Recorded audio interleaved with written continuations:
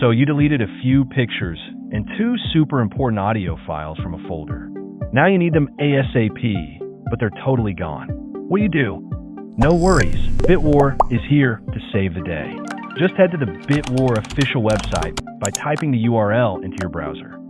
Once you're on the site, scroll down a bit until you see the Win version button. Click that to download the software. Open up Bitwar, and we'll use the powerful recovery feature.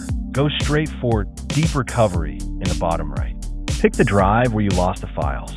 I lost mine on drive E, so I'll select drive E, then hit Next. Under Lost File Types, check both image files and audio files.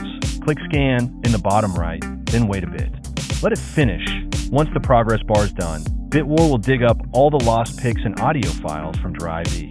On the right side, you'll see all the file details.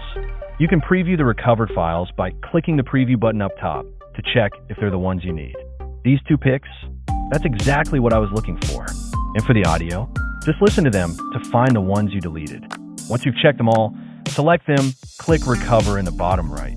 Pick a folder on your computer to save them to, and you're set. It'll say Successfully Recovered 4 files. Go check that folder.